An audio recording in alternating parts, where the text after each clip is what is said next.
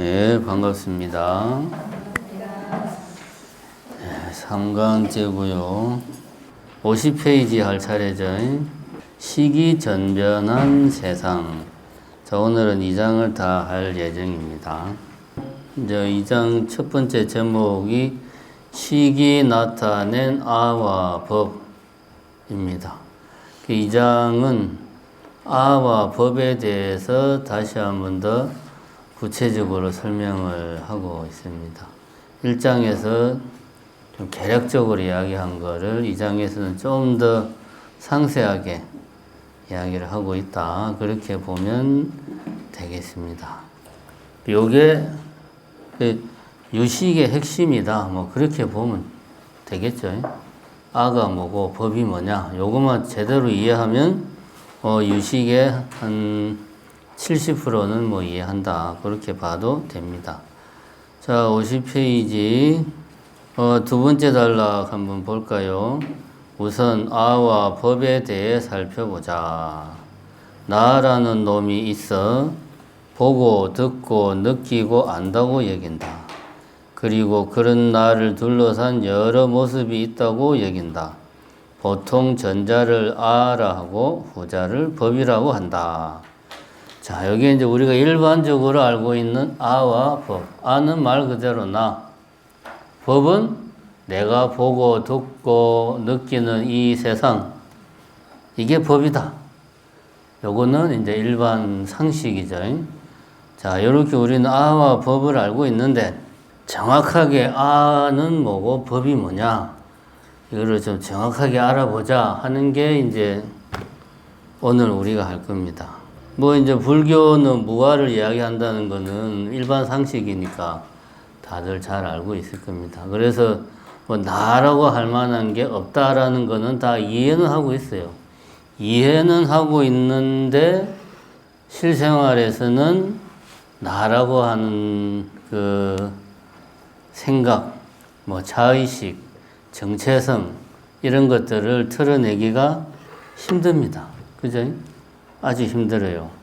그런데 지금까지는 뭐 불교를 잘 모르시는 분들도 그냥 교양 차원에서 무아를 설명하는 이야기들은 여러 차례 들어봤을 거예요.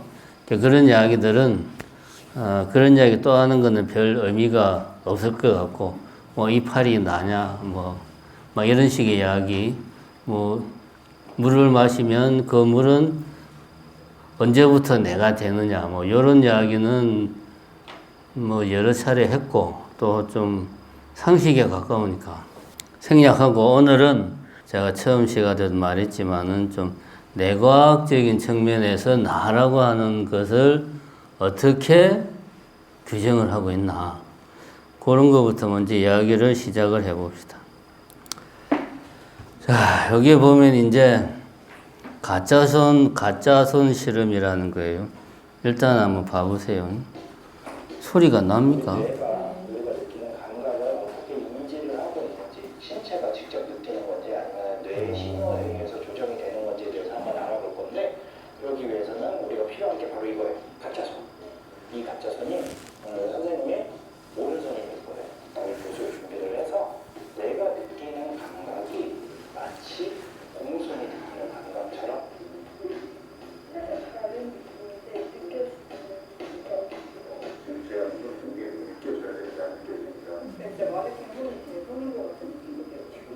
이제 뇌가 헷갈려 하기 시작해요. 그래서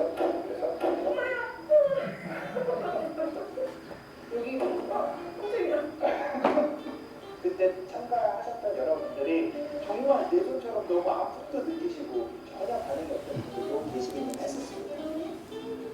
자, 여기 이제 가짜손 실험이라는 건데, 고무손하고 진짜 손하고 이렇게 이제 이런 식으로 양쪽 손을 놓고 가짜 손하고 진짜 손에 똑같은 자극을 주죠. 처음에 똑같은 자극을 주면서 자 이제 이렇게 보면 눈은 이제 가짜 손을 보고 있죠. 그리고 이제 촉감은 가짜 손과 진짜 손의 처음에는 똑같이 자극을 줍니다. 북 같은 걸로.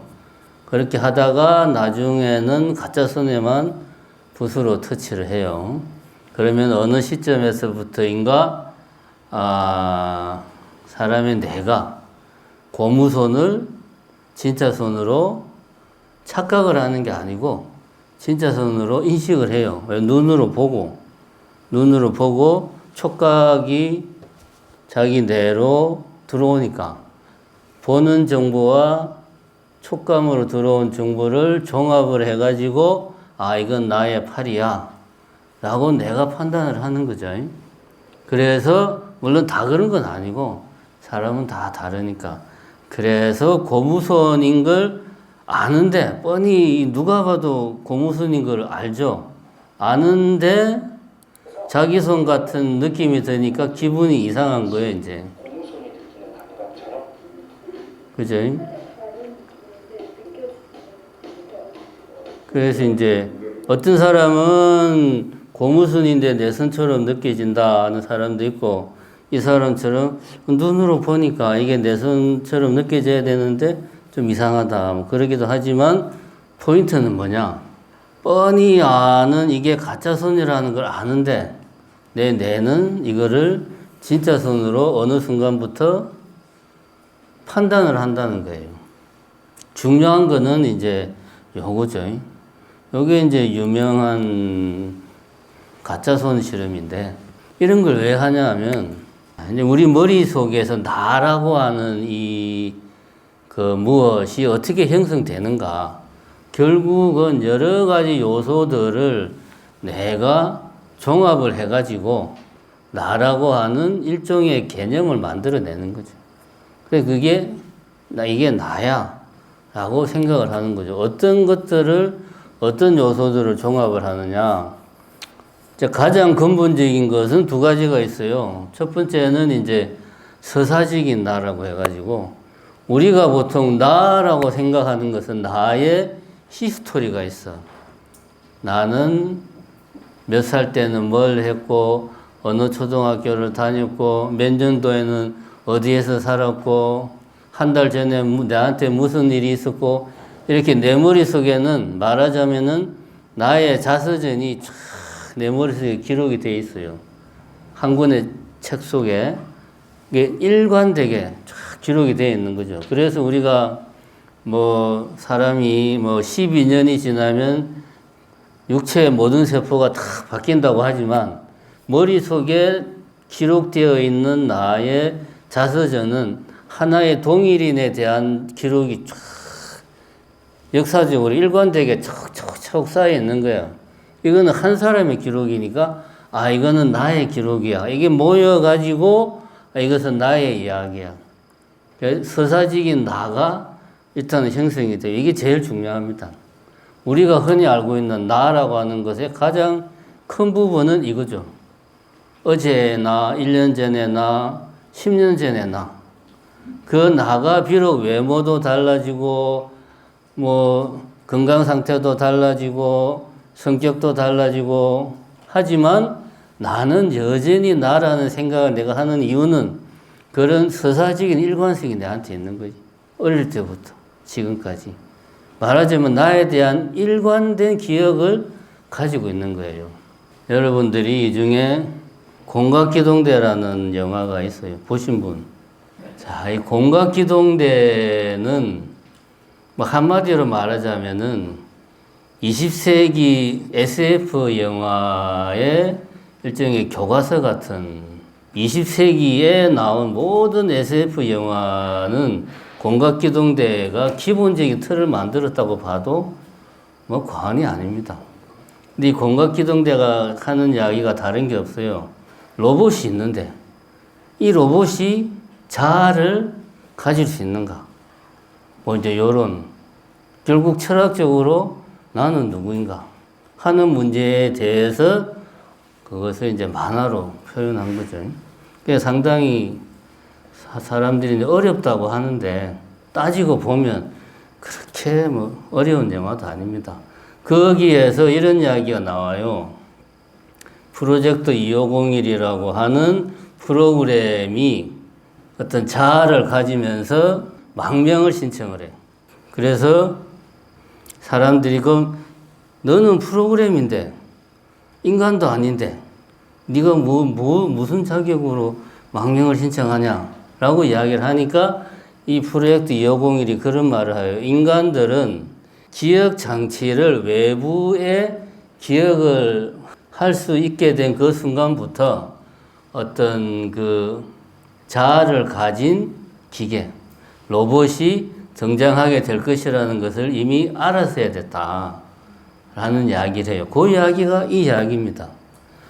서사직인 나, 하나의 일관적인 기억이 오랜 시간을 거치면서 쫙 쌓이면은 그것이 모여가지고 나의 이야기가 되는 거죠. 그러니까 이건 누구도 부정 못하는 나예요. 아무리 뭐 이 육신이 내가 아니다, 이 팔이 내가 아니다, 내가 지금 커피를 마시면 이게 내가 입속에 들어가는 순간 커피가 내가 되느냐, 위에 들어가는 순간 내가 이런 이야기는 1차원적인 이야기예요.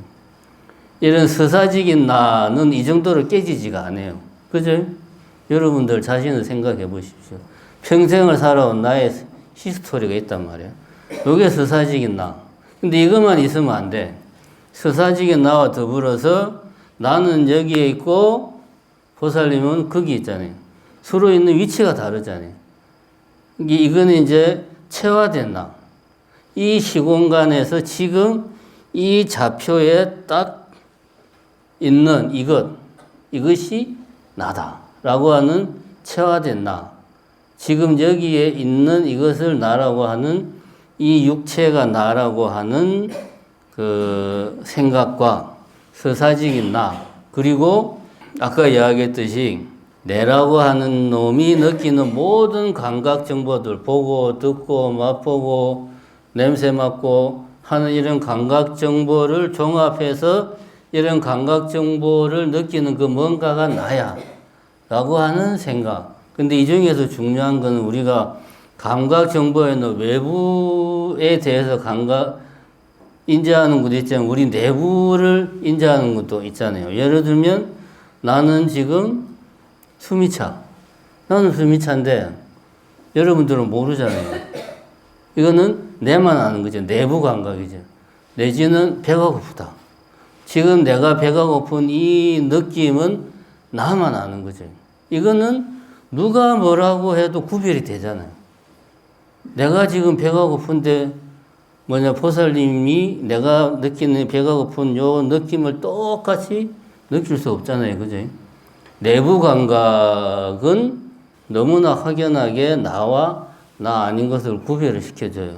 이런 외부 감각과 내부 감각의 종합, 서사적인 나와 체화된 나의 종합, 그 다음에 이런 것들이 나라는 개념을 만들어내는데 우리가 아까 이 고무선 실험을 봤죠. 이 종합을 하는 게 아주 꼼꼼하고 정확하게 하느냐?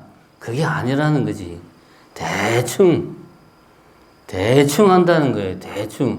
어느 정도 대충 내가 뻔히 고무선인지 아는데 어느 순간 고무선인데 내 손하고 똑같은 감각이 여기서 전해져 오는 거예요. 알면서도 그런 희한한 경험을 하는 거죠.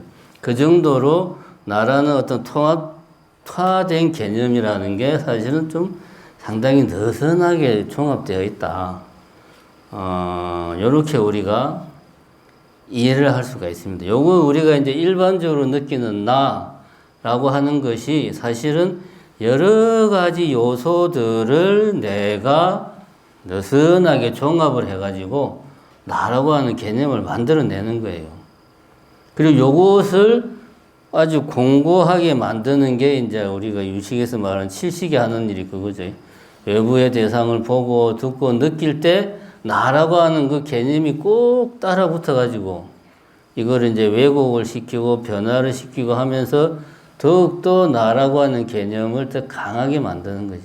내 스스로가 더 집착하게 만드는 거지. 여기 이제 첫 번째로 우리가 생각하는 나라고 하는 일반적인 개념이 있고, 그 다음에, 자, 법이라고 하는 것은 오늘 이제 이야기가 나온 김에 아비달마 불교에서 말하는 법과 일반적으로 말하는 법은 좀 달라요. 흔히 이제 대승불교에서 말하는 법은 방금 전에 말했듯이 그냥 존재하는 모든 것, 뭐 컵, 시계, 책, 뭐 이런 것들을 그냥 법, 인식하는 대상, 이걸 그냥 법이라고 그래요. 넓게 보면. 그런데 아비달마 불교, 부파불교 같은 말이죠. 역사적으로 보면 부파불교고, 이걸 이제 사상적으로 보면 아비달마 불교고. 아비달마 불교에서는 법을 좀 더 정확하게 규정을 하고 있습니다. 그래서 지금 여기에서는 이제 법 이야기가 나온 김에 지금 애매한 두리뭉실한 의미의 법이라는 생각을 가지고는 이야기를 진행하는데 좀 무리가 있으니까 정확한 의미의 법을 이해를 먼저 하고 책의 내용으로 들어가자. 요거 작년에 아비달마 불교할 때 뭐 했던 텍스트인데, 아비달마 불교에서 말하는 법이 뭐냐? 제가 이제 여러 번 이야기했지만 불교가 어려운 이유 중에 하나가 뭐냐? 같은 용어인데 어느 시대에 쓰였냐에 따라서 의미하는 바가 달라요. 같은 법인데 아비달마 불교에서 말하는 법하고 이 이제 대승불교에서 말하는 법하고 이게 내용이 좀 달라. 그래서 우리가 이게 어려운 거예요. 다시 말하면 용어를 내가 정확하게 그 용어에 대해서 정확하게 이해를 못하니까 이게 뭐 책을 보는데 다음으로 넘어가는 게 걸림돌이 되는 거죠. 이제 법이라는 용어가 아비달마 불교에서는 두 가지로 나누어서 법을 정의합니다.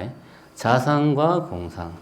자상은 법의 개별적인 특징, 각각의 법이 가지는 특징, 자상. 공상은 법이라고 하는 모든 것이 가지는 일반적인 특징. 이런 두 가지로 나누어서 봤을 때 먼저 이제 일반적인 특징은 뭐냐? 여기 나오다시피 찰나적 존재라고 나오죠. 그러니까 법이라고 하는 것은 찰나생, 찰나멸하는 것이다. 사실 이 말은 엄밀하게 따지면 잘못된 거예요.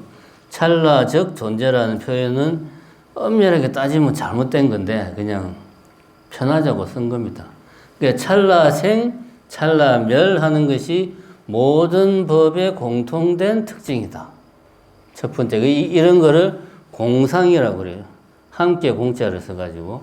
두 번째, 이제 자상은 개개의 법이 가지는 특징을 이야기할 때는 어떤 걸 법이라고 하느냐?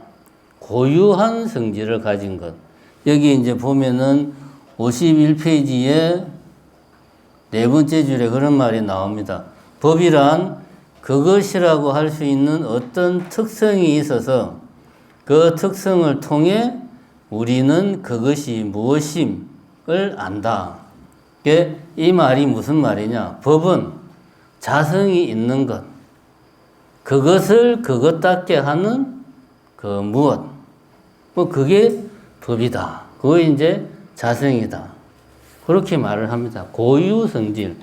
이게 어떤 물건 뭔가가 있어. 요거를 나눌 쪼갤 수 있는 데까지 계속 쪼개고 쪼개다가 어느 순간 더 쪼개면 더 이상 대상의 고유한 성질이 사라져 버려요. 더 이상 쪼개면 그 이전 가장 작은 단위, 그게 법이다. 그러니까 좀 다르죠. 일반적으로 대승불교에서는 그냥 법 하면은 우리가 일반 용어로 존재, 뭐 대상, 뭐 그런 의미로 쓰이는데 아비달마 불교에서 말하는 법 하면은 고유한 성질을 가지는 최소 단위를 법이라고 해요. 다음으로 한번 넘어가 봅시다. 자, 먼저 이제 고유 성질이라고 하는 게 뭐냐? 글자 보이죠? 고유 성질이라고 하는 것은 말 그대로 자상이다. 각각은 예를 들면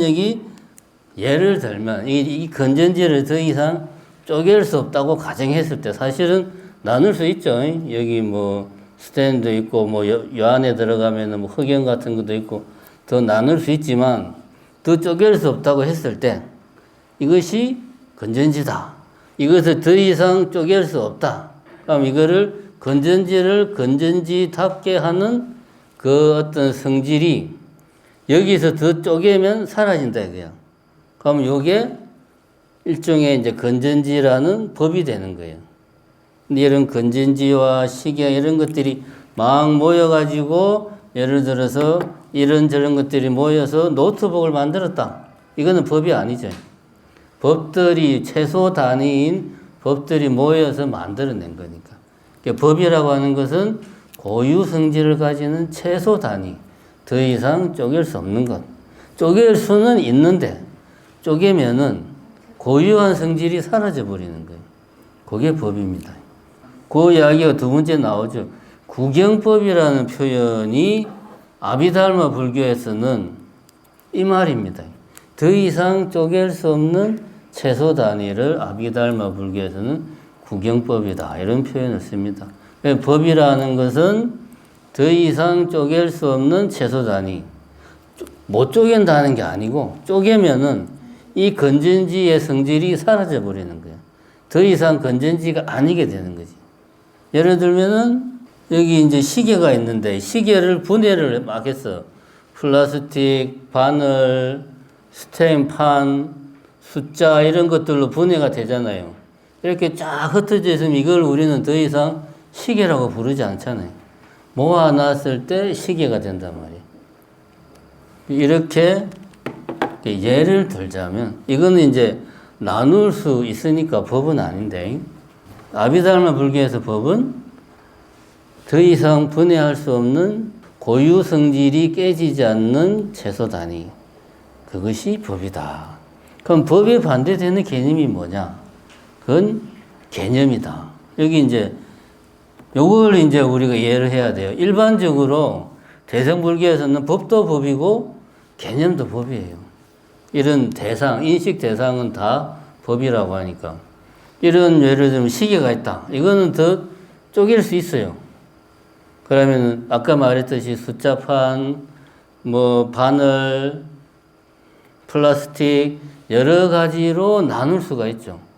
그럼 또 숫자판은 다시 또 나눌 수가 있겠죠. 뭐 예를 들면 철, 뭐 니켈 이런 것들로 또 나눌 수가 있겠죠. 그럼 철은 또 여전히 자기 고유 성질을 가지고 있으니까 계속 나눌 수가 있는 거지. 근데 계속 나누는데 마지막에 이제 철이 있다. 이거를 나누면은 이제 더 이상 철이 아니고 그 나눈 그것은 이도 저도 아닌 그 무엇이다. 그럼 이 철은 이제 법이 되는 거죠. 이 개념이라고 하는 것은 법이라는 각 요소들이 모여서 만들어진 게 개념이다. 더 쉽게 이해하자면 우리가 개념 그러면은 좀 말이 이상한데 개념이 잘 안 오잖아요. 개념이 뭐냐 물어보면 머릿속에 딱 안 떠오르죠. 떠오릅니까? 개념 그러면 잘 안 떠오르잖아요. 개념이 뭐냐? 한마디로 말하면 이름이 그냥 개념이에요.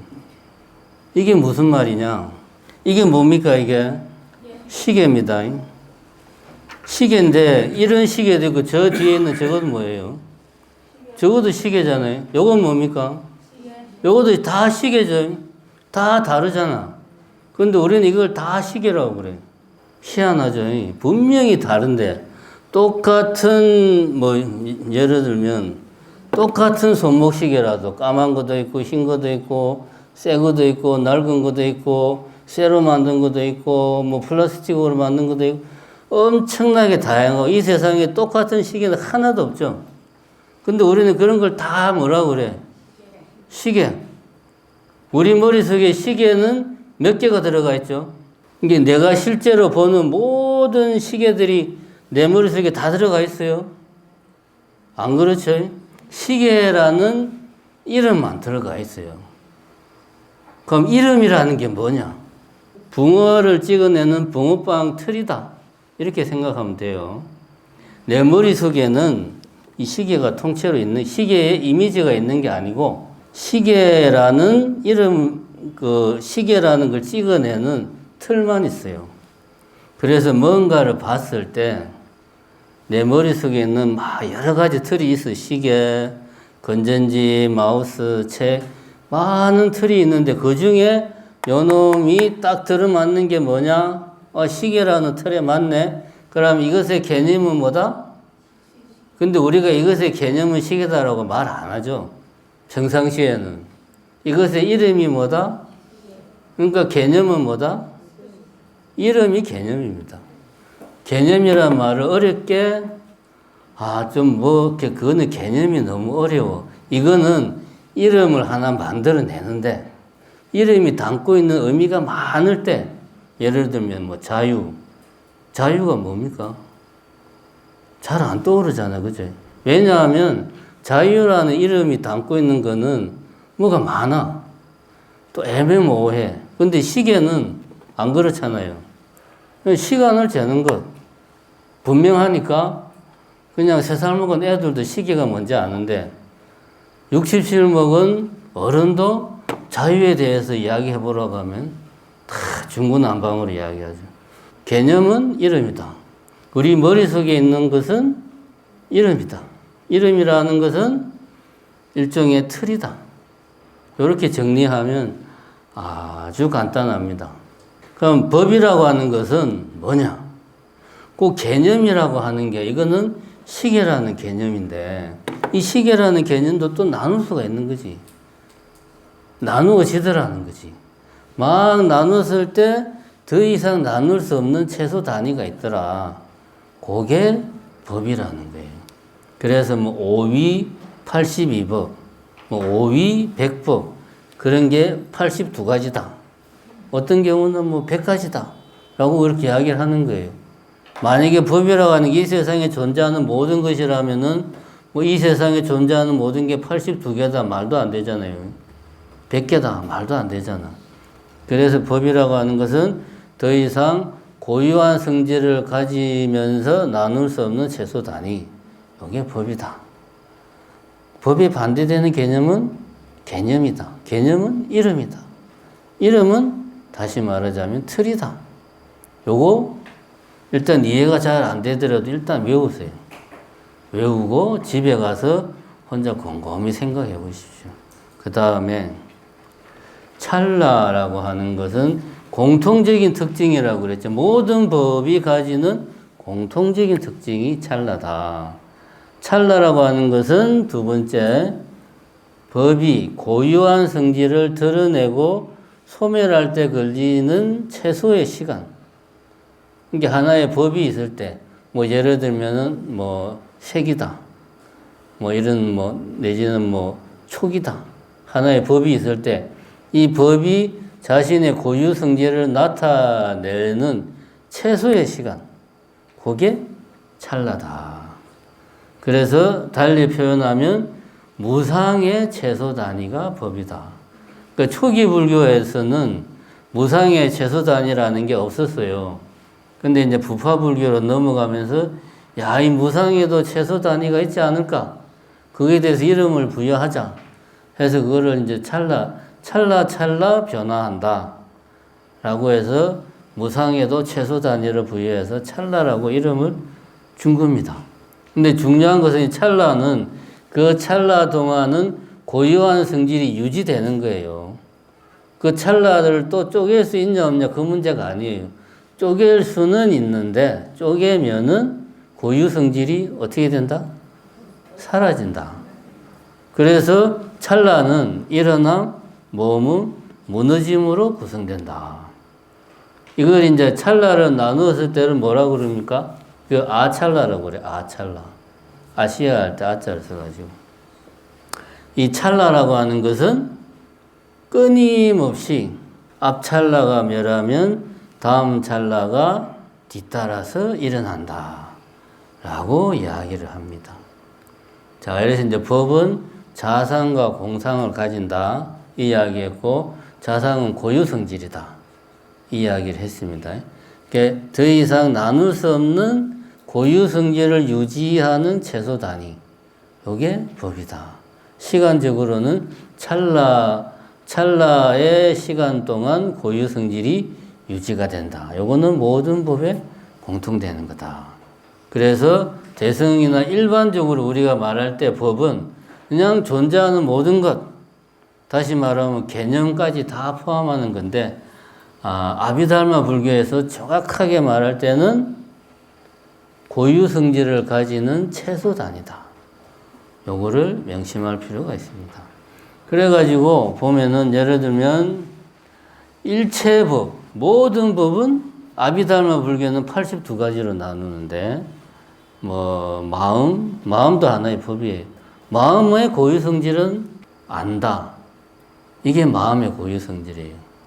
다른 거 없어요. 내 마음은 슬퍼하기도 하고 기뻐하기도 하고 질투하기도 하고 게으르기도 하고 뭐 이런 여러 가지 감정 느낌들도 내 마음에 다 있는데 이건 뭐죠?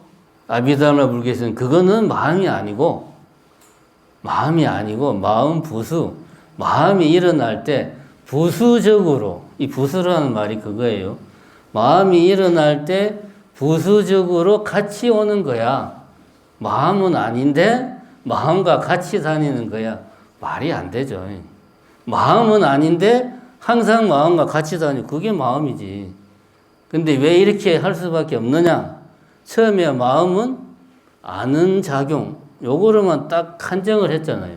두려움, 질투, 뭐 게으름, 막 요런 이제 우리 마음의 그 다른 여러 가지 감정이나 느낌이나 뭐 의식작용, 요런 것들은 마음과 같이 하는 그 뭔가로 따로 정의를 하는 거죠.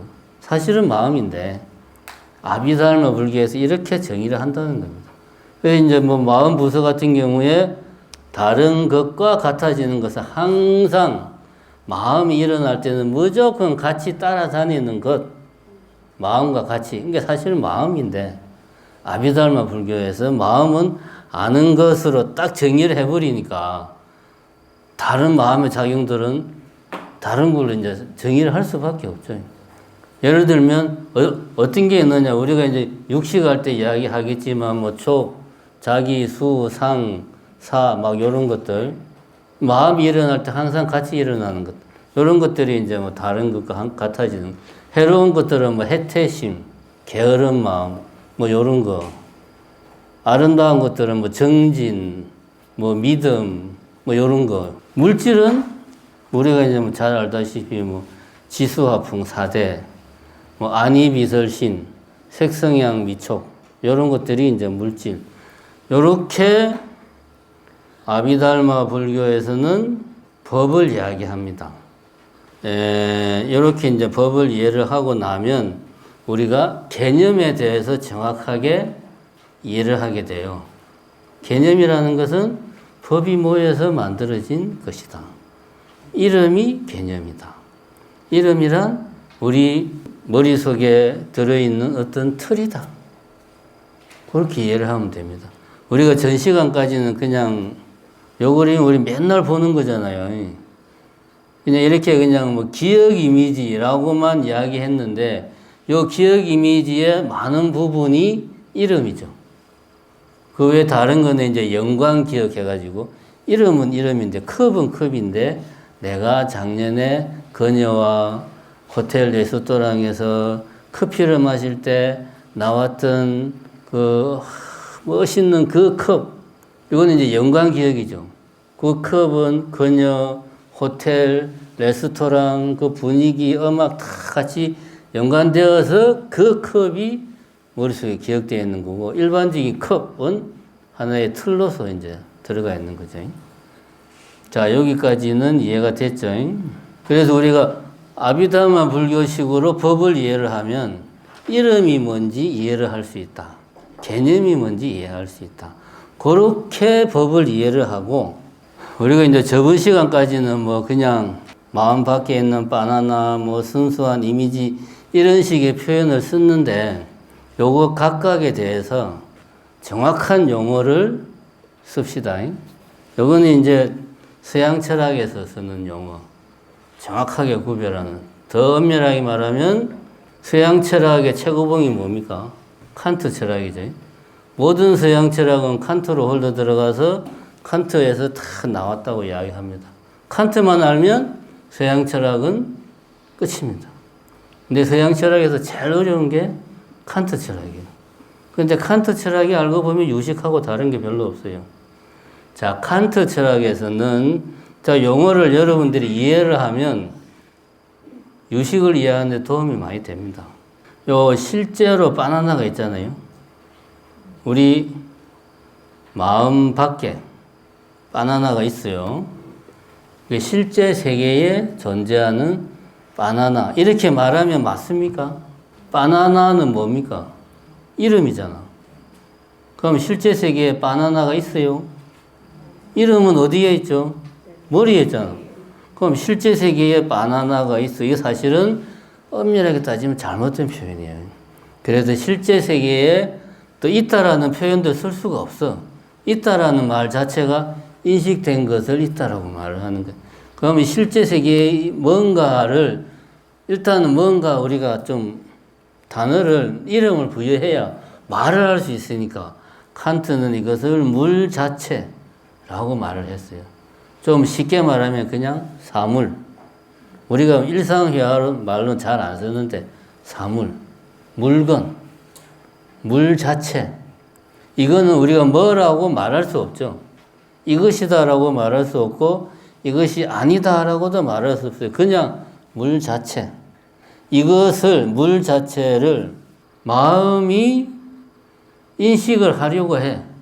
인식의 대상이 되었을 때 우리는 그걸 대상이라고 그래요. 인식의 대상이 되면 이게 뭔 말이냐. 저번에 오문전향 이야기했죠. 망막에 들어오는 것은 시야에 들어오는 모든 것이 망막에 들어오는데 그 중에서 의식으로까지 오는 것은 내가 내 의건이 굳이 나는 저놈을 봐야 되겠어 라는 놈만 본단 말이죠. 그죠? 그게 대상입니다. 대상. 아직 인식은 안 했어요. 내가 이제 인식의 대상으로 삼았을 때 물 자체를 우리는 대상이라고 그래요. 대상. 그 다음에 요 놈을 봐가지고 요게 이제 망막을 통해서 뭐로 바뀌죠? 전기신호로 바뀌죠. 이게 계속 이야기했죠. 그래가지고 시각 피지를 통해서 순수한 이미지가 형성된 요 단계. 요 단계는 아직 의건과 만나기 전이죠. 그럼 이것은 아무것도 아니죠. 아무것도 아닙니다, 이거는. 요거는 그냥 마음속에서 다시 마음 밖에 있는 물 자체가 마음속에 그대로 재현되었을 뿐이야. 아직은 이름도 없고 이것이 뭐다라는 게 없어. 그냥 재현되었어. 영어로 리프리젠테이션. 프리젠트 나타났다. 어떻게? 다시 어디에? 마음속에. 그거를 우리말로 표상이라고 그래. 표상.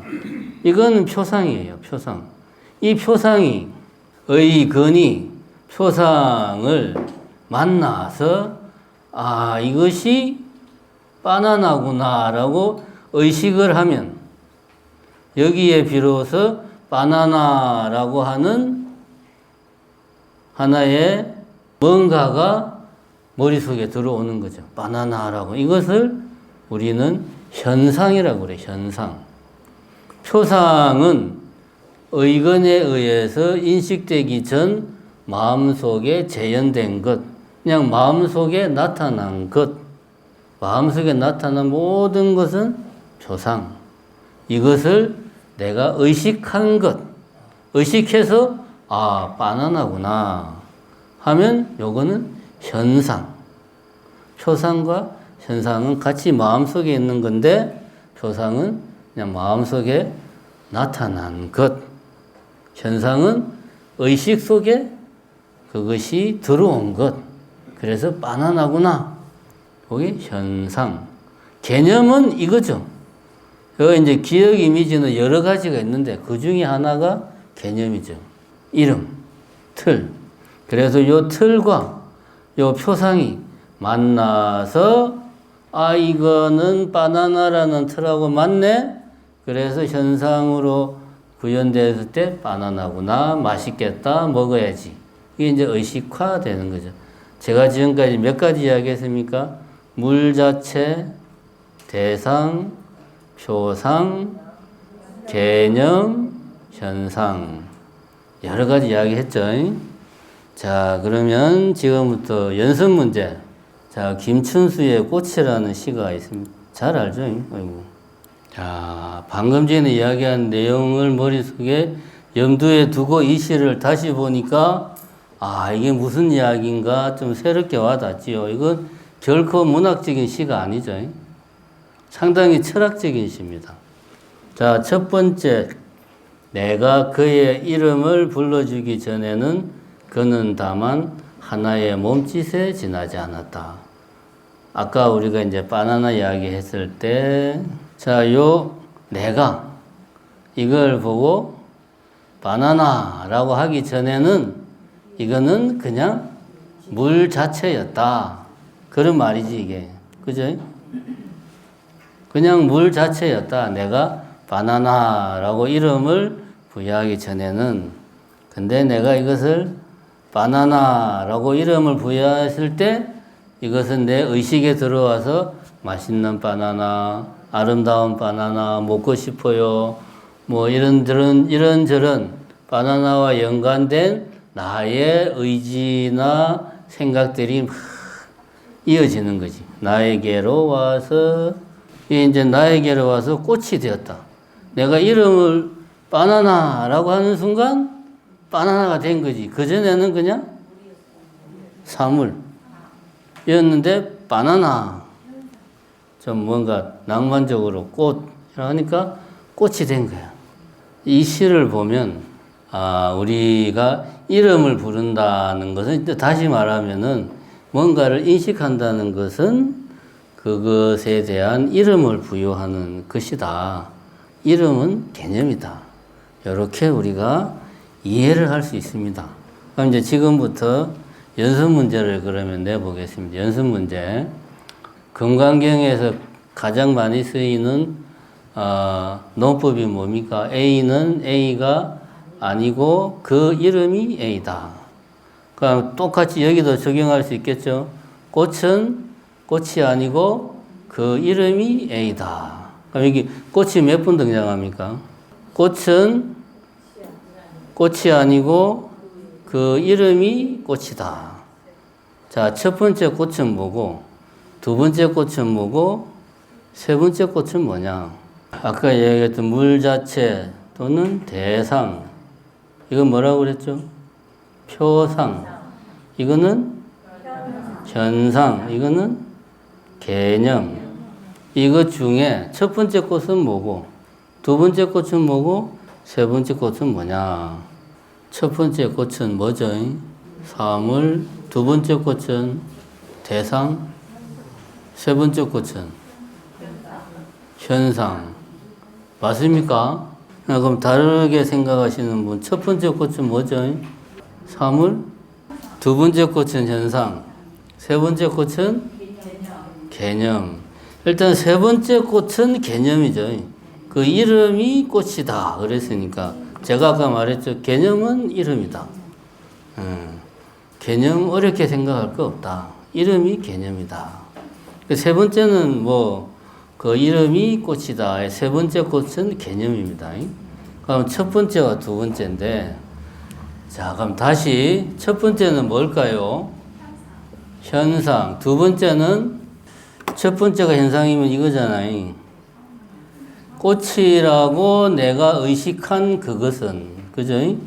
그것은 무엇이 아니고 그냥 이름이 꽃이다.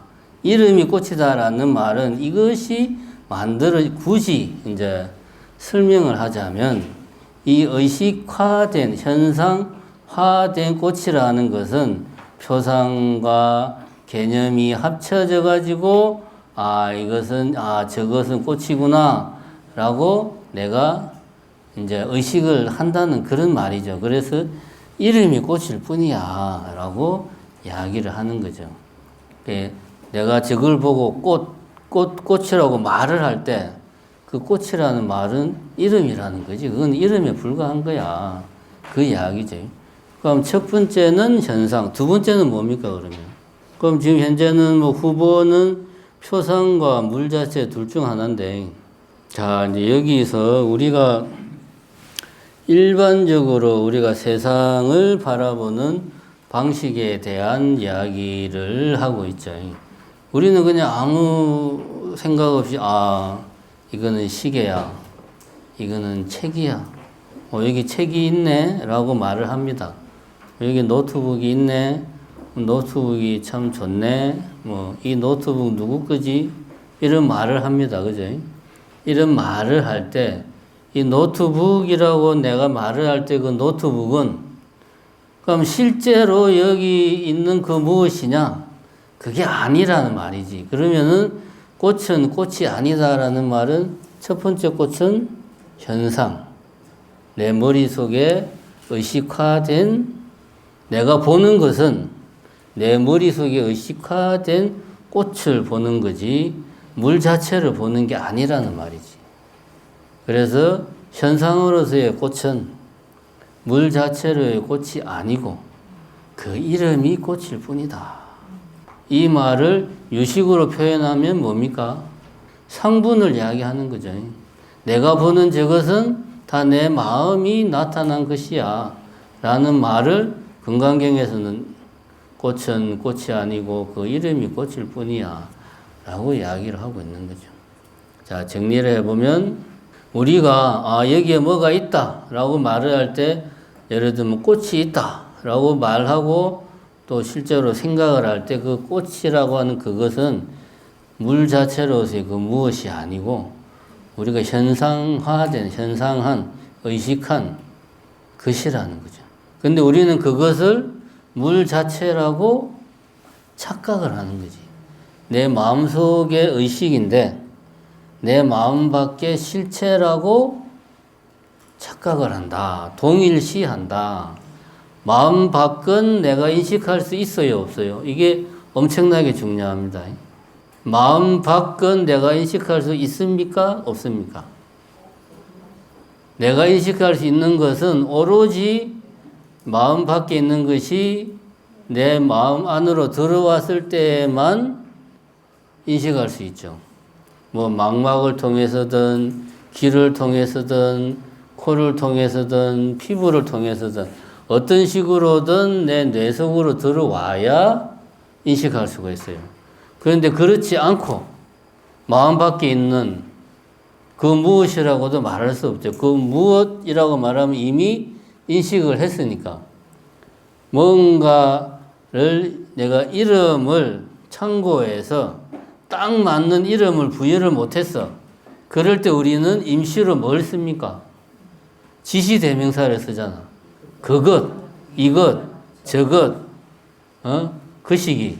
그 시기가 그래서 그 시기인 거예요. 딱 맞는 개념이 내 머릿속에 없어. 유감스럽게도. 그럴 때 쓸 수 있는 만병통치약이 그 시기 아닙니까? 그게 지시대명사예요. 그래서 우리가 이제 마음 밖에 있는 설명할 때 그것, 무언가 라고 이제 말을 하는 것 사실은 그렇게 인식을 한 건데 말로 표현하자니 그렇게밖에 못하는 거죠. 말로 표현한다는 것 자체가 뭡니까? 말이라는 건 언어죠. 언어라고 하는 것은 이름이 있어야 내가 말로 표현할 수 있잖아요. 아, 우, 이거는 말입니까? 그냥 소리죠, 이거는. 이거는 그냥 소리, 개도 이런 소리 내요. 근데 개가 의식 및 의사결정은 과연 무엇일까라고 말하는 개를 본 적이 있습니까? 없잖아. 이거는 말이고, 이거는 소리고. 그치. 말을 하려면 이름이 있어야 돼. 말을 하려면 이미 개념이 있어야 돼. 개념이 있으려면 먼저 인식을 해야 돼. 그죠? 여기서 중요한 것은 마음 밖에 있는 것을 마음 안으로 가져오지 않고는 절대로 뭘 할 수 없다? 인식할 수 없다. 그래서 근데 우리가 착각하는 게 내 마음 안에 갖고 와서 인식한 그것을 마음 밖에 있는 것이라고 우리는 너무나 당연하게 생각한다는 거죠. 그래서 이거는 시계야 라고 말을 한다는 거지. 그냥 이거는 시계라는 이름이죠. 시계라고 말하는. 이게 뭐라고 말할 수가 없죠. 요게 중요합니다. 그럼 시계라고 말하기 이전은 뭐라고 해야 되냐? 굳이 그것을 말로 표현을 하자면 불교에서는 뭐 연기실상의 세계 이런 식으로 표현을 한다는 거죠. 요게 중요하다. 그래서 뭐 금강경에서 말하는 꽃은 꽃이 아니고 그 이름이 꽃이다 라고 말을 했을 때 첫 번째 꽃은 우리 머릿속에 현상한 꽃. 그 꽃은 물 자체로서의 꽃이 아니고 다만 개념화된 꽃일 뿐이다. 그런 말입니다. 자, 이제 여기까지 이야기를 했습니다. 자, 책을 이제 봅시다. 지금까지는 이제 사전 설명을, 책을 우리가 이해하기 위한 사전 설명을 좀 했고요. 책을 보면 50페이지 밑에서 두 번째 줄, 우리가 생각하는 나라는 아를 정리하면 아는 상주하고 하나이고 주체이고 스스로 부리며 행동한다는 특성이 있다. 뭐 이렇게 이야기를 합니다. 그런데 말이 뭐 어쨌든 어려운데 일단은 그냥 넘어가고 아까 이야기한 바대로 하자면은 나라고 하는 것은 내가 여러 가지 요소를 나의 내가 적당히 종합한 거다. 그 가짜선 실험에서 알 수 있듯이 치밀하게 종합한 것도 아니고 적당히 종합한 것이 나다. 그 중에서 가장 중요한 것은 서사적인 나, 체화된 나. 그 다음에 내부 감각과 외부 감각을 통합한 나. 내부 감각은 뭐 내 몸속의 감각, 배가 고픈 거, 뭐 통증이 있는 거, 뭐 이런 것들이죠. 외부 감각은 이제 보고 듣고 맛보고 느끼는 뭐 이런 것들. 이런 것들 몇 가지 요소들, 이게 한 7가지, 8가지 정도 된다고 해요. 대과학에서 보면 나라고 하는 것을 만들어내는 요소들이 여러 가지가 있는데 7, 8가지가 있다고 그럽니다. 대표적인 게 아까 말한 그런 것들. 그래서 우리가 뭐 이렇게 불교 교리 시간에 이야기하는 그런 수준은 너무나 표피적이라서 우리가 모아를 이해하기에는 좀 너무나 좀 피상적이다 하는 거. 그래서 나라고 하는 것은 내 머리가 대략적으로 만들어낸 개념이다. 이 말이 어디에 나오냐면 52페이지 밑에서 세 번째 줄. 참고로 명확하게 이야기하자면 아도 법에 포함된다. 이 법은 아비다마 불교의 용어로 말하자면 법이 아니고 뭡니까? 이 법은 개념입니다. 개념. 좁은 의미의 법이 아니고 이거는 넓은 의미의 법이에요. 나도 하나의 개념이다. 이러저러한 요소들을 종합해서 만들어낸 개념이다. 그렇게 이해를 하면 됩니다. 그 다음에 법이라고 하는 것은 51페이지 네 번째 줄 다시 풀이하면 법이란 그것이라고 할 수 있는 어떤 특성이 있어서 그 특성을 통해 우리는 그것이 무엇임을 안다. 즉 법은 그것을 그것이게 하는 그 무엇, 즉 자성을 가지는 것, 그것이 법이다. 이건 이제 일반적인 의미이고 제가 아까도 말했지만 법을 정확하게 이해하려면 아비달마 불교적으로 예를 해서 이러한 자성, 고유 성질을 가지는 최소 단위를 법이라고 한다. 법을 가지고 종합해서 만들어낸 게 뭐다? 개념. 개념을 쪼개면 법.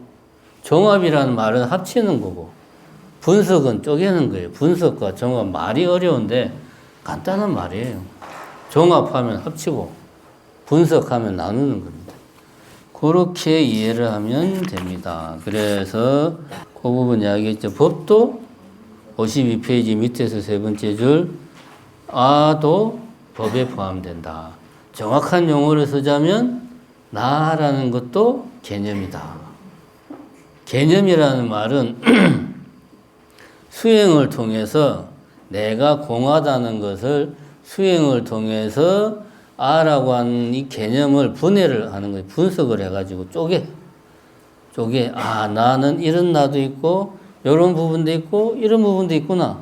예를 들면 서사적인 나, 뭐 체화된 나, 내부 감각으로서의 나, 외부 감각을 통합한 것으로서 나, 이런 것들을 쪼개가지고 다시 그 각각의 실체가 있는가를 또 살피는 거죠.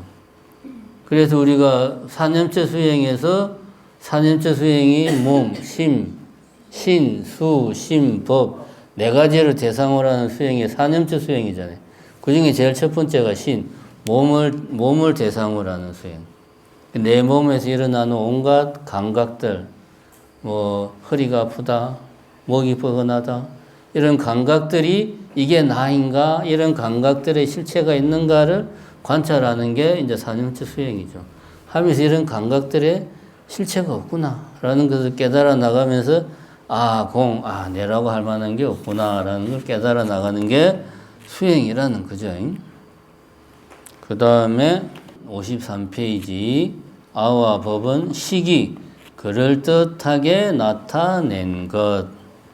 아와 법이라고 하는 것을 유식으로 그러면 설명을 해보자. 유식 사상으로 설명하자면 시기 전변한 것이 아와 법이다. 유식의 용어를 쓰면 아는 뭐라고 그럽니까? 견분. 법은 상분. 시기 전변한 것이 아와 법이다. 전변이라는 말을 53페이지 소제목에서는 그럴듯하게 나타낸 것으로 이제 한글로 풀어 쓴 거죠. 전변. 전변이라는 말은 제가 첫 시간에 이야기를 했죠. 전변. 또글또글 굴러서 변한 것. 어딘가에 전체 근원에 있던 것이 떨어져 나와서 모양이 막 변화해가지고 따로 떨어져 나왔어. 요게 이제 원래 전변의 의미였다. 자, 그 다음에 54페이지. 자, 요거 이제 우리가 좀 알고 넘어가야 될 게 있습니다. 있다와 없다라는 표현. 이 도대체 뭐냐? 이게 상당히 철학적으로 심오한, 일상생활에서 이런 거 고민하는 사람 없죠. 근데 이제 우리가 유식사상을 제대로 하려면, 불교를 제대로 이해하려면 있다 없다라는 것에 대해서 개념 정리가 돼야 돼. 이거 안 되면은 힘듭니다. 자, 이 두 번째 54페이지 두 번째 줄에 보면 이런 말이 나옵니다. 있다고 말하더라도 같은 있음이 아니고 없다고 말하더라도 똑같은 없음이 아니다. 이게 무슨 말입니까? 있다고 말해도 있는 게 아니고 없다고 말해도 없는 게 아니다. 달리 말하면 이런 거죠. 이거를 시계라고 말해도 시계가 아니고, 그죠? 시계가 아니라고 해도 시계가 아닌 게 아니다. 그 말이죠. 이게 무슨 말입니까? 아무 의미 없는 말이지. 이것은 시계다 라고 말을 해야 실용성이 있잖아요. 근데 이거는 시계라고 해도 시계가 아니고 하면은 그 시계라는 말을 쓸 필요가 없잖아요. 시계라고 말을 해도 틀리고 시계라고 말을 안 해도 틀리고 그건 말할 필요가 없지. 그지? 말해도 틀리고 말 안 해도 틀리는데 뭐하러 말해? 같은 말입니다. 있다고 말해도 있는 게 아니고 그럼 없는 거구나. 없다고 말해도 없는 게 아니야. 불교에 이런 말이 무지 많이 나옵니다. 왜 이런 말이 나오냐? 왜 이런 말이 나오는가를 알아야 돼요. 요거를 알면 여러분들이 불교를 이해하는 큰 산을 하나 넘는 거하고 똑같습니다. 자, 우리 머릿속에는 개념, 틀이라는 게 있다고 그랬잖아요. 틀. 그럼 여러 가지 틀이 있어요. 시계, 컵, 마우스, 틀이 있어요. 그래서 내가 이거를 보고 이것은 시계야 라고 말을 합니다. 이렇게 이거는 책이다 라고 말을 해요. 그러면 이런 모든 개념들의 그러면 공통되는 게 뭘까? 결국은 이게 뭔가가 있다. 개념화를 시켰을 때 그런 개념을 모든 개념에 공통되는 게 뭘까? 보면 이제 결국은 있다라는 그는 모든 개념에 다 포함되는 거라고 볼 수 있죠. 시계가 있다. 이것은 시계야라는 말은 시계가 있다라는 말이지. 그치? 이것은 노트북이야라는 말은 이건 노트북이 있다라는 말이지. 다시 말하면 있다라는 말은 개념 중에서도 가장 근본적인 개념. 다른 개별적인 개념들의 공통되는 개념이다. 이 말은 무슨 말입니까? 있다 없다라는 것은 어디에서만 통용된다? 내 머릿속에서만 통용돼. 이 마음 밖, 물 자체의 세계에서는 통용이 안 돼. 왜? 있다 없다 자체가 뭡니까? 개념이거든. 모든 개념들의 공통되는 개념이야. 각각의 개념에 쓸 수는 없어요. 있어? 이렇게 말하면 뭔 소리인지 모르잖아요. 이제 시계가 있어 하면 말이 되는데 모든 개념에 공통되는 어떤 그런 공통 개념이라고 볼 수 있어요. 개념인 거지. 이것이 마음 밖에 물 자체에 있다 없다라는 표현을 쓸 수가 없어. 범주가 다른 거죠. 그래서 우리가 굳이 물 자체를 표현을 하고 싶어가지고 이 우리 마음 밖에 뭔가가 있단 말이야 라고 하는 말이 사실은 잘못된 말이죠. 그런 말 자체가 잘못된 말이에요.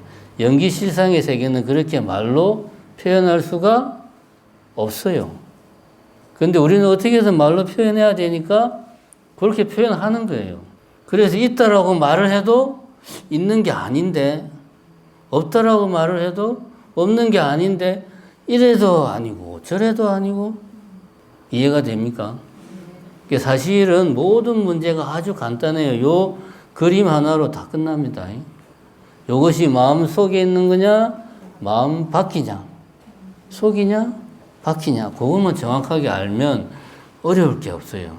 그런데 마음 속에 있는 애를 마음 바깥에 가져와서 뭘 하려고 하니까 적용이 안 되는 거예요. 그래서 있다고도 말할 수 없고 없다고도 말할 수 없다. 이런 말들이 불교에서 많이 하는 게 그래서 그런 겁니다. 그럼 뭐라고 그래야 되는데? 그러면 이제 뭐 가나선에서는 막 이런 식으로 뭐 표현하기도 그러잖아요. 말로 표현 못 하니까. 여러분들은 참 지금 불교의 핵심을 날로 먹고 있어요. 그 다음에 54페이지 두 번째 단락 보면 아와 법을 분별하는 훈습력 때문에 여러 식이 일어날 때 전변하여 아와 법으로 사현한다. 이런 말이 나옵니다. 아와 법을 분별한다는 말은 나눈다는 말이죠. 나눈다라는 말. 말을 한자로 써서 어려운 것 같은데 그냥 나눈다는 말이에요. 아와 법으로 나누는 무엇이? 훈습력, 훈습의 힘이 아와 법으로 나눈다는 거야. 식을 갖다가. 그래서 식이 일어날 때 아와 법으로 사입이 할 때 사자죠. 뭐뭐인 것 같은데 아니다. 사입이 비슷한데 아니다. 비슷하게 나타난다. 앞에 말은 뒤에 말은 앞에 말을 부연 설명하는 거예요. 아와 법을 나누는 훈습력 때문에 여러 식이 일어난다. 요 말이 다시 또 반복하죠. 전변하여 아와 법으로 사현한다. 똑같이 나타나는 게 아니고 비스무리하게 나타난다. 이 아와 법의 모습은 비록 안의 식에 있지만 분별로 말미암아 외경으로 사현한다. 머릿속에서 일어나는 일인데 분별로 말미암아 마치 왜 그런지는 잘 모르겠으나 마치 머리 밖에 뭔가가 있는 것처럼 우리가 본다는 거죠. 이 말은 이해가 되죠? 마음 밖에 노트북이 있는 것처럼 있다가 아니고 있는 것처럼 내가 본다 이거지. 그게 사현, 진짜가 아니고 사이비로 나타나는 거예요. 사실은 머릿속에서 일어나는데 마치 마음 밖에 연기실상의 세계에 나타나는 것처럼 나타난다. 그것이 사현입니다. 우리가 그렇게 착각을 한다는 거죠. 그 이야기입니다. 여기 이제 훈습이라는 말은 55페이지 두 번째 단락 한 6번째 줄쯤 보면은 향산종이는 향냄새가 난다는 말처럼 업이 마음에 스며드는 것을 훈습이라고 한다. 훈습이라고 하는 것은 뭔가 우리 마음속에 저장되는 것을 훈습이다. 훈이라는 게 그죠? 훈정, 훈제연어 할 때 그 훈제연어가 이렇게 연기를 막 쐬가지고 연기의 그 향이 연어에 배이게 하는 거잖아요. 그런 식으로 우리 이 제8식에 내가 보고 듣고 느끼고 생각하고 행동한 게 마음속에 어디에? 제8식 깊은 마음속에 저장이 된다. 그냥 팍 저장되는 게 아니고 마치 훈제하듯이 그렇게 쫙 저장이 된다. 그럼 그걸 내가 의식할 수 있겠어요? 훈제하듯이 그냥 며칠 동안 그 창고에 연어를 넣어놓고 연기를 팍 쬐는 거니까 몸에 그렇게 그냥 연기가 배는 거니까 나도 모르게 연기가 배는 거죠. 한문으로 바꿔 말하면 무의식적으로 그렇게 저장이 된다는 말이죠. 이거 이제 그래서 이제 2번은 그런 이야기를 하는 겁니다. 사현, 그럴듯하게 나타난다는 게 무슨 말이냐 하는 걸 이야기하고 있는데 여기 이제 잠깐만 53페이지에 그 개성이 하나 나오죠. 유가설 아법 유종종상변 희의식 소변 거짓으로 아와 법을 이야기하네. 여러 가지 모습들이 굴러 일어남이 있으니 그것은 식이 변한 것에 의지하네. 이것이 이제 그 유명한 유식 삼식성의 첫 번째 개성입니다. 이제 유식을 대표하는 경전이 유식 삼식성이에요. 그게 이제 유식의 고전이라고 보면 됩니다. 근데 이게 개성이라서 너무 짧아요. 너무 압축적이라서 봐도 뭔 소리인지 몰라. 그래서 해설이 너무 많아. 어쨌든 요거는 이제 상당히 유명한 거다. 유시삼식성이라는 게 있다. 엄청나게 유명한 거다. 그 정도만 알면 됩니다. 유식삼식성의 첫 번째 개성입니다. 다음에 두 번째 3번 56페이지 보면 나에 대한 집착, 법에 대한 집착. 아와 법은 이제 이야기를 했습니다. 이것이 식이 분별해가지고 나누어서 전변한 것이다. 그렇게 이야기를 하고 견분과 상분으로 나누어진 거다. 이렇게 이야기하는데 내과학적으로 말하면 견분은 의근을 말하는 거고 내 신경회로에서 아니, 비설, 신 5가지 근이 만들어낸 전오식을 인식하는 작용을 하는 게 견분, 상부는 그 대상이 되는 전오식, 그리고 내 기억 속에 저장되어 있는 뭐 개념, 연관기억, 어떤 여러 가지 그 스토리들 저장되어 있는 그런 것들이 상분이 되겠죠. 이게 이제 뭐 일단은 법이다.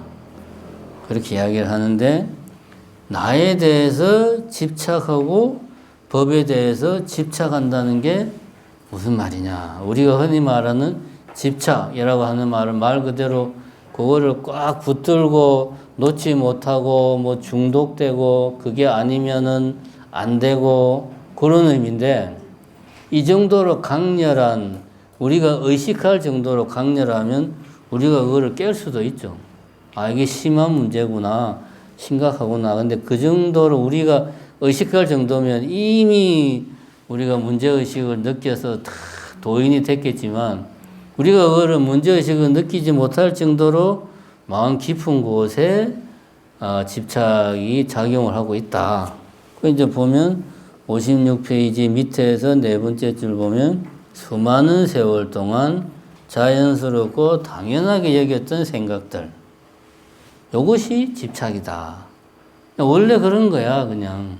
예를 들면 아프리카에 그 문명을 한 번도 접해본 적이 없는 원시 부족이 있다고 치자. 그 부족이 처음 이걸 봤어. 우리는 이걸 딱 보면, 오, 시계. 시계라는 말도 안 하죠. 너무 당연하니까. 근데 이제 그 부족들은 이거를 딱 보는 순간 우리처럼, 오, 시계. 이렇게 생각 안 하겠죠. 그만큼 우리는 이 시계라는 개념에 대해서 집착하고 있다는 말입니다. 이 말이.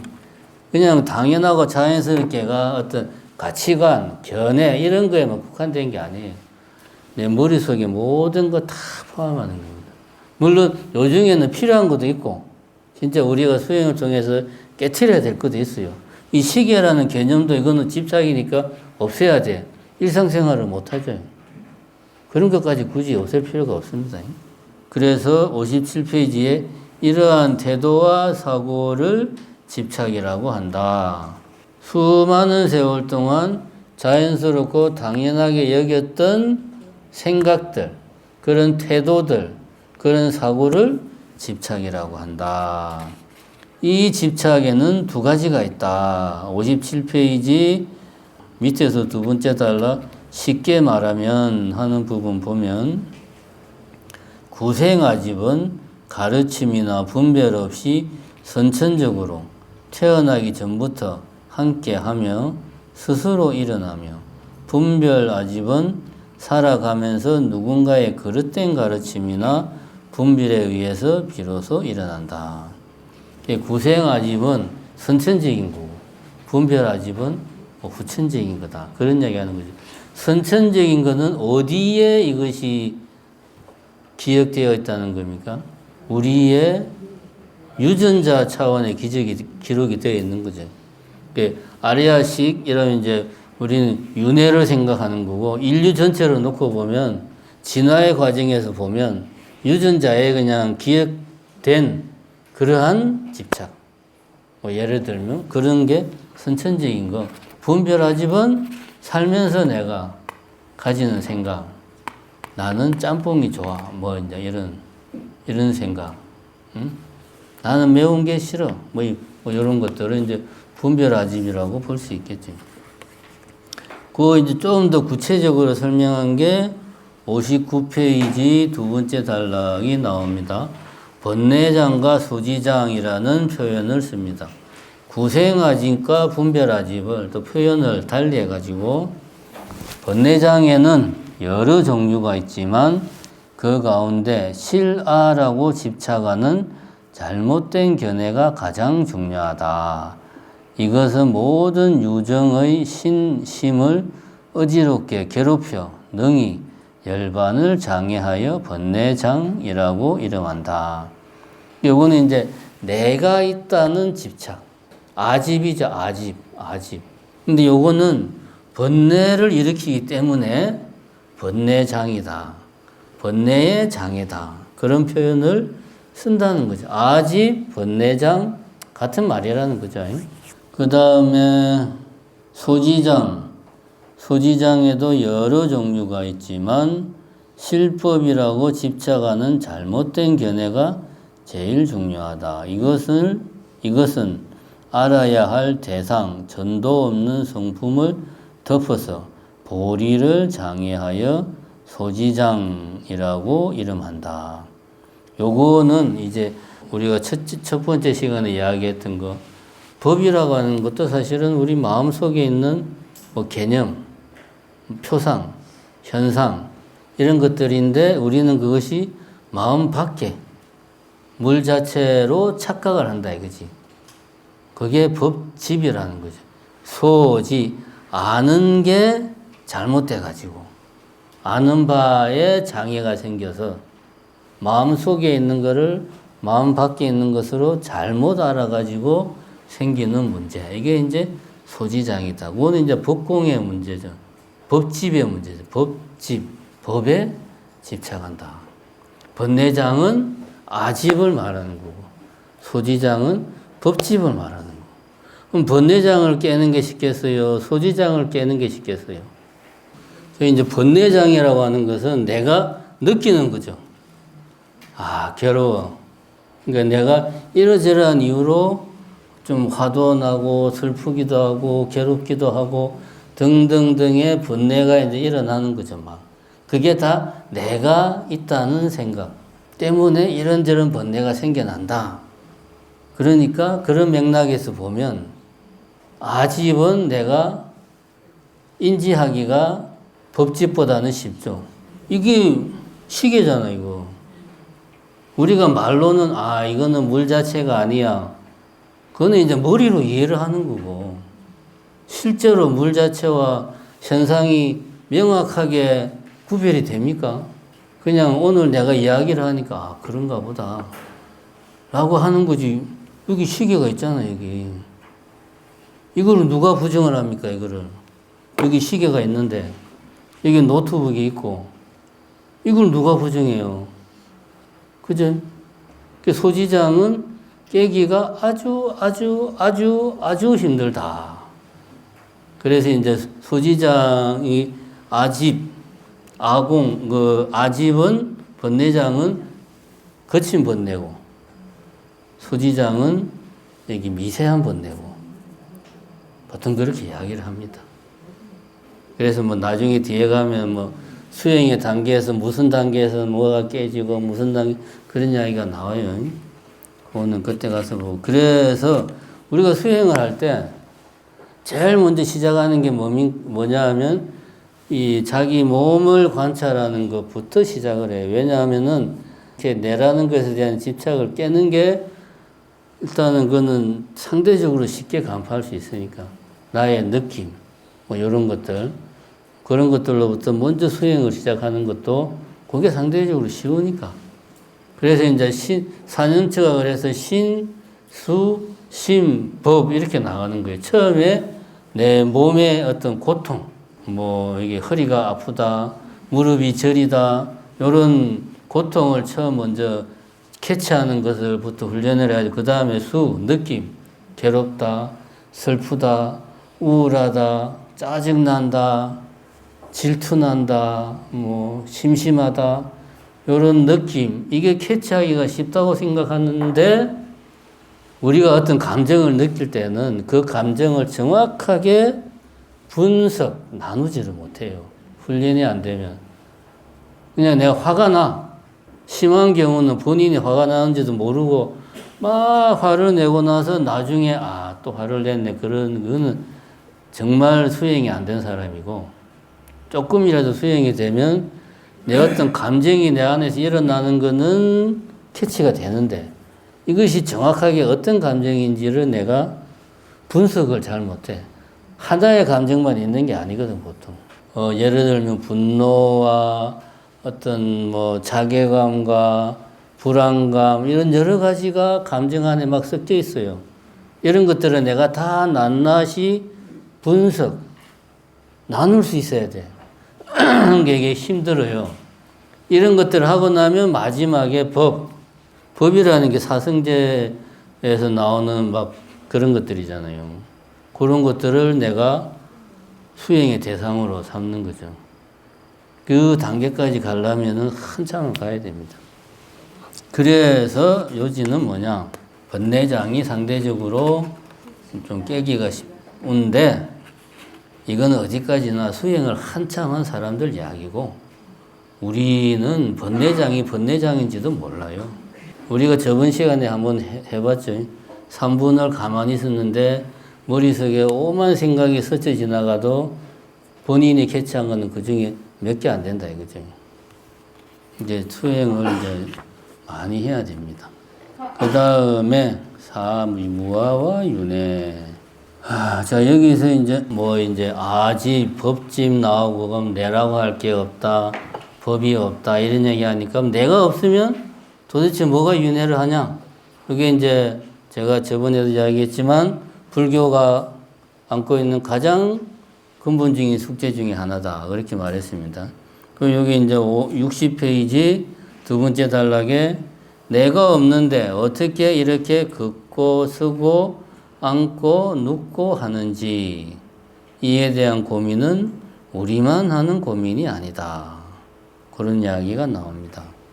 그리고 그 단락 제일 끝에 보면 핵심 열쇠는 항상함과 변화함이 동시에 성립할 수 없습니다. 이런 표현이 나옵니다. 내가 없다면 어떻게 이런 것들을 하느냐에 대한 반론으로 제기한 것이 핵심 논리가 항상함과 변화함이 동시에 성립할 수 없다라는 이야기인데, 요거 제가 앞 시간에 이야기했죠. 있다 없다라는 것은 하나의 아주 근본적인 개념이다. 공통적인 개념, 우리 머릿속에 있는 개념에 불과하다. 항상하다라는 말도 마찬가지, 고정되어 있다. 변화하지 않는, 고정되어 있다라는 것은 물 자체에서는 그런 것들이 표현이 안 맞지만 없어요. 존재할 수가 없어. 물 자체는 굳이 우리가 말로 하자면 변화가 특성인데, 왜냐하면 변화라는 말 자체는 변화하지 않는 것, 고정되어 있는 것, 항상하다라고 하는 개념이 우리 머릿속에 있으니까 변화한다라고 우리가 이야기를 하는 거예요. 만약에 우리 머릿속에 고정되어 있다, 움직이지 않는다 라고 하는 개념이 없다, 만약에, 그러면 세월이 무상하구나, 세상은 변하는 거야, 우리가 이런 생각을 할 수가 있을까요? 없죠. 그럼 그런 개념은 왜 나오느냐? 시계라는 개념, 아까 이거는 이제 이름이라고 그랬죠. 틀이라고 그랬죠. 그거는 고정된 겁니까? 변화하는 겁니까? 저 시계라는 틀이 변화해봐. 어제까지는 이렇게 생긴 게 시계였는데 오늘은 이게 시계야. 그럼 이 개념이 효용 가치가 있어요, 없어요? 없지. 어제는 이게 시계였는데 오늘은 이게 시계고 내일은 이게 시계고, 그럼 그거는 세상이 존재할 수가 없죠. 개념은 고정되어 있는 거예요. 물론 고정되어 있다가 어느 순간 이게 더 이상 얘를 사람들이 시계라고 안 부르고 클락이라고 부른다든가 말을 다른 말로 바꿔 부르면서 언젠가는 이게 이름이 바뀔 수는 있죠. 그런데 개념은 어쨌든 변화하지 않는 거예요. 그래야 개념으로서, 틀로서 의미가 있지. 그래서 우리 머릿속에는 항상한 것, 고정된 것, 변화하지 않는다는 것에 대한 개념이 상정이 돼 있어요. 그러니까 물 자체는 끊임없이 변화하는 것으로 우리에게 비춰지는 거예요. 이거 엄청나게 중요합니다. 그러니까 이런 관점에서 보면 항상함과 변화함이 동시에 성립할 수 없다라는 주장은, 이거는 우리 머릿속에 있는 개념들을 놓고 보면 말이 되는데, 연기실상의 세계를 이야기할 때는 이거는 아까도 말했지만 범주를 잘못 설정하는 거죠. 엄밀하게 따지고 보면 이런 논리는 잘 안 맞는 거죠. 엄밀하게 따지고 보면. 항상하다, 변화한다, 이런 거는 개념이죠. 우리 머릿속에 있는 거예요. 우리가 만들어낸 거. 실제 윤회하는 주체가 있냐 없냐라는 표현 자체가 엄밀하게 따지면은 성립이 안 하는 표현이죠. 윤회하는 주체가 있다 없다 이렇게 표현하기가 힘들어요.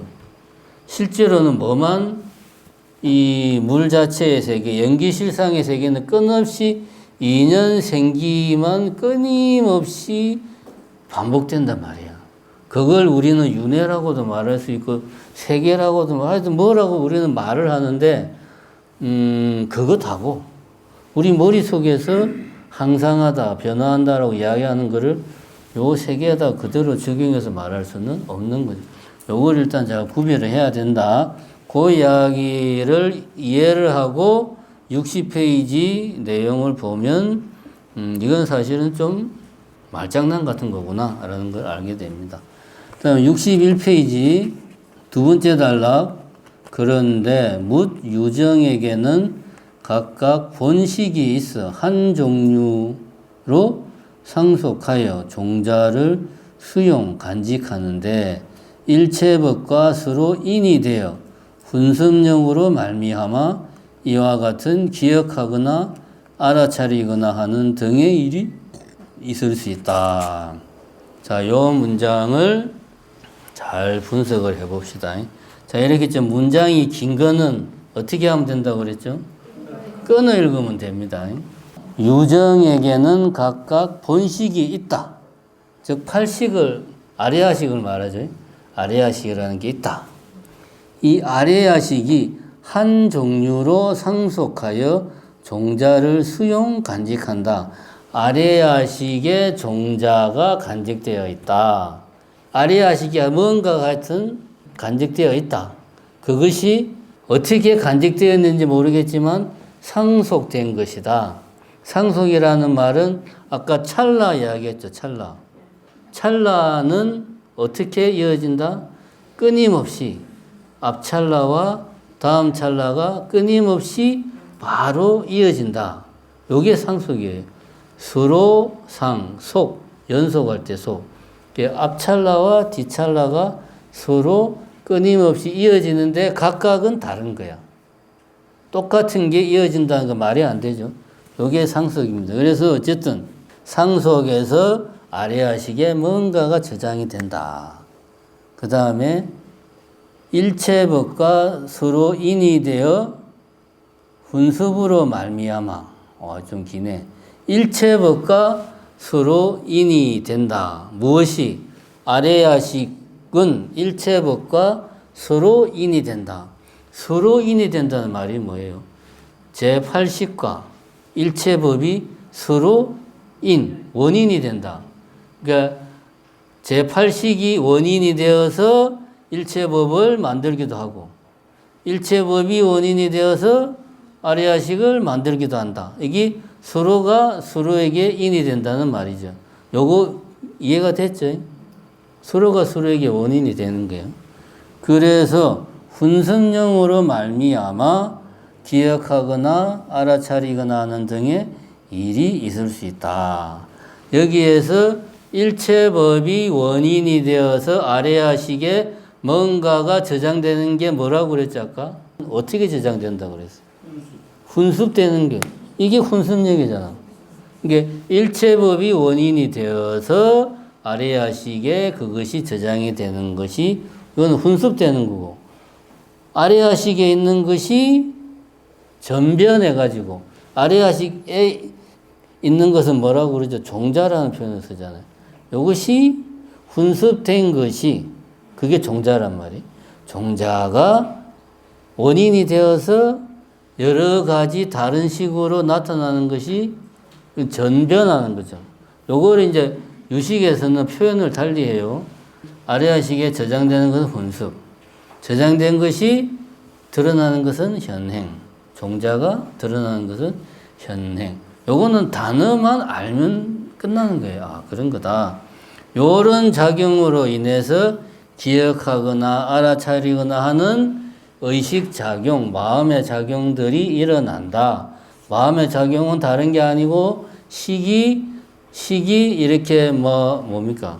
일체법과 아레아식이 서로가 인이 되어서 훈습하고 현행하는 이런 과정에서 기억하고 알아차리거나 하는 게 생겨난다. 요 그림이잖아요. 기억하는 건 뭡니까? 훈습하는 거고 알아차리는 것은 요 표상과 개념 내지는 연관기억 이런 것들이 같이 결합이 돼가지고 그죠? 의건의 포습이 돼가지고 알아차리는 거잖아요. 우리 지금까지 계속 이야기한 거를 그냥 유식으로 말한 거예요. 자, 그 다음에 63페이지 유식과 법공. 이제 무라는 말, 없다라는 말을 우리는 어떻게 이해를 해야 되는가 하는 이야기. 요거 이제 제가 앞 시간에 말한 그 이야기, 있다, 없다. 없다라는 말은, 있다, 없다라는 말은 엄밀하게 따지면 머릿속의 일이다. 그리고 머릿속에서 일이고, 없다라는 표현보다 더 엄밀하게 말하자면, 있지 않다.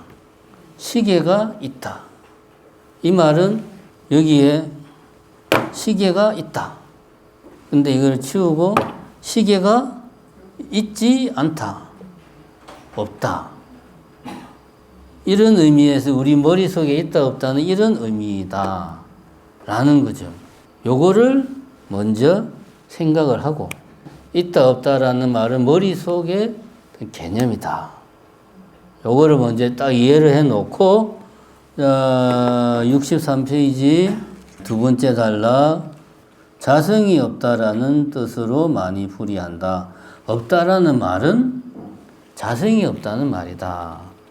그러니까 공, 공 할 때 그 공은 뭐 이런 시계가 없다라는 의미가 아니고 자성이 없다. 고유 성질이 없다. 내가 수행을 통해서 이것의 실체를 관찰해 보니까 고유 성질이 없더라. 뭐 그런 이야기다라는 거죠.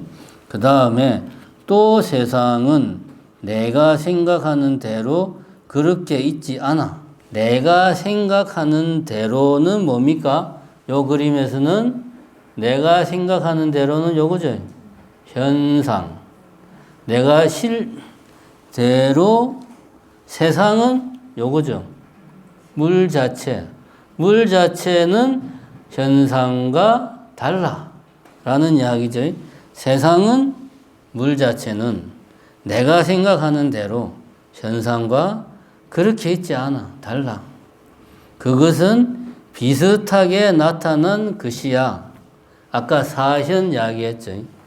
실제로는 내 머릿속에서 현상화된 것인데 내가 이것을 마치 마음 밖에 있는 것은 나타난 것처럼 진짜는 아니고 마치 그런 것처럼 마음 밖에 나타난 것처럼 비슷할 그렇게 나타난 것이야 라고 내가 착각을 해.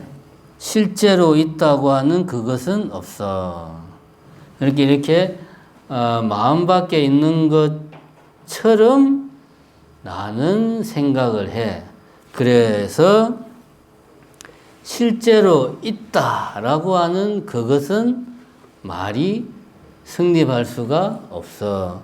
물 자체는 말로 표현할 수가 없어. 실제로 하는 말은 실제라는 것은 물 자체의 세계를 말하는 거지. 실제의 물 자체의 세계에 있다라는 말을 쓰면 안 되지. 그지? 실제로 있다라는 말은 애시당초에 잘못된 말이죠. 그래서 실제로 있다 하는 그것은 없어. 있다 없다라고 말을 하면 안 되는데 단어가 그거밖에 없으니까 실제로 있다는 그것은 없어 라고 하는 이게 무슨 말인가 하는 희한한 말이 그래서 나오는 겁니다.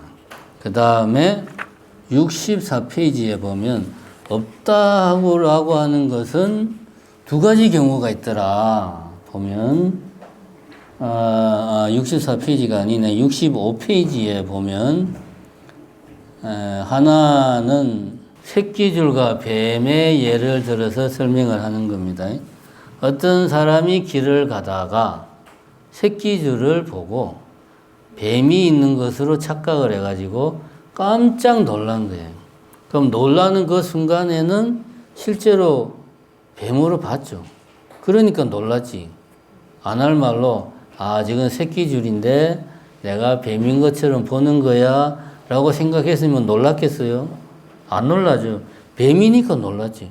깜짝 놀라서 다시 보니까 정신을 차리고 다시 보니까 저거 뱀이 아니네. 새끼줄이네. 자, 이 이야기입니다. 이 이야기에서 65페이지 세 번째 단락 셋째 줄. 자, 요거를 잘 이해하면 요 비유가 유식에서 아주 중요하게 다루는 비유입니다. 원성, 실성, 변계, 소집성, 그 이야기 할 때 쓰는 비유인데 잘 알아야 돼요. 뱀이 있다고 하면 유에 집착하여 증감이 되고, 이 말은 무슨 말이냐 하면 뱀이 있다라고 하는 말은 실제로는 아닌데 뱀이 있는 것처럼 나타나 보인다. 전변을 말하는 거죠. 지금 비유를 이야기하는 거예요. 실제로는 새끼줄인데 뱀인 것처럼, 이 책에서 말하는 비슷할 사자를 사현, 뱀인 것처럼 보이는 거. 실제로는 없어. 전변한 거니까. 실제로는 없는데 뱀인 것처럼 나타나서 있다. 그렇게 보이니까 뱀이 있다라고 말을 하려면 유에 집착하여 정감이 되고, 정익, 있다는 것에 집착하는 것이 되고, 그 말이 정감이라는 말이, 여기서 왜 정감을 썼는지는 잘 모르겠는데 어쨌든 뱀이 있다라고 말하면 없는데 있는 것처럼 내가 봤으니까 유에 집착을 해서 그것은 유에 집착한 거다. 그것을 이 책에서는 정익에 집착이다 라는 표현을 썼고, 나중에 다시 볼 때 그렇게 이해를 하시라는 겁니다. 그 다음에 새끼줄이 없다고 하면 무에 집착하여 손감에 집착이 된다. 이건 무슨 말이냐? 새끼줄이라고 하는 것은 실제로 어쨌든 뭔가가 있는 거란 말이에요. 근데 새끼줄이 있는 게 아니고 집이라고 하는 요소들이 인연이 되어서 새끼줄로 나타난 거죠. 인연생기, 인과 연이 만나서 뭔가가 새끼줄이라는 게 나타난 거야. 뭔가가 있어. 없는 게 아니야. 인연에 의해서, 집들의 인연에 의해서 새끼줄이라는 게 나타났어. 있어. 그런데 새끼줄이 없다라고 하면 무에 집착하는 송감에 집착이 된다. 그 이야기를 지금 여기에서 64페이지, 65페이지 하는 이야기는 이겁니다. 없다라고 하는 것이 사현에 없다. 있는 것처럼 보이지 사실은 없다라는 것과 인연에 의해서 있는 건데 내가 없다고 생각하는 거 없다. 이런 두 가지의 잘못된 그런 생각을 한다. 그런 게 없다라는 것도 이런 여러 가지가 있다. 그런 이야기를 합니다. 그 다음에 6. 부파불교에서도 법공을 이야기한다. 자, 부파불교에서도 법공을 이야기한다. 66페이지 두 번째 단락. 제법무아. 제법은 무아. 제법. 법은 아까 설명했죠. 고유의 성질을 가지는 최소 단위. 그게 법이다. 그런데 그 법도 무아. 자성이 없다. 여기서 무아는 자성이 없다는 의미다. 법도 자성이 없다. 부파불교에서도 법공을 이야기한다. 대성에서는, 부파불교에서는 법유, 법은 있다라고 주장을 해서 그걸 비판을 했는데, 부파불교에서도 법공을 이야기한다. 그런 이야기를 지금 하고 있습니다. 67페이지에 보면 두 번째 단락, 그분들은 이렇게 주장한다. 우리도 법공을 이야기한다. 예를 들어 컵이라는 자성이 없다. 왜냐하면 그것은 여러 알갱이가 모여서 컵을 이루고 있어 컵이라 할 실체가 없다. 이 말은 무슨 말입니까? 컵은 개념에 불과하다. 그런 말이죠. 법이 모여서 개념을 이루는 거니까 계속 쪼개면은 더 쪼개질 수 있다. 그런 말이죠. 그래서 컵은 자성이 없다. 그런 말이고, 이거는 이제 그 법의 자상에 대해서 관찰해 보니까 법도 자상이 없더라. 두 번째는 공상에 대해서 관찰해 보니까 찰나생, 찰나멸하기 때문에 고정된 실체가 없더라. 법은 공상이 있는데 모든 법에 공통된 것은 찰나생멸한다는 건데 이 찰나생, 찰나멸을 관찰해 보니 그것이 고정되어 있는 것이 아니더라. 끊임없이 변화하니까 이것도 실체가 없구나. 자상에 대해서도 공상에 대해서도 다 실체가 없구나. 그래서 법도 공한 것이다 라고 법화불교에서는 주장을 한다. 그런 이야기입니다. 요거 이제 실제로 이렇게 이야기를 합니다.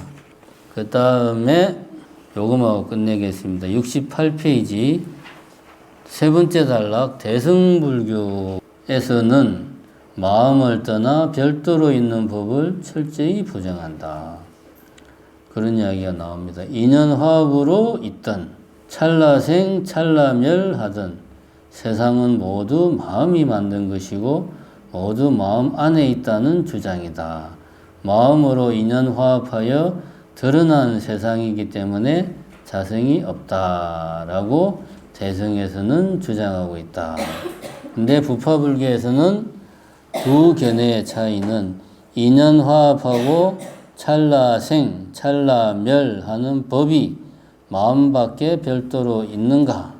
부파불교에서는 마음밖에 별도로 있다 라고 주장한다는 거고 대승불교는 마음밖에는 아무것도 없다는 거고. 근데 이런 표현 자체가 제가 아까 말했죠. 있다, 없다라는 표현이 가지는 함정에 빠지면 안 된다.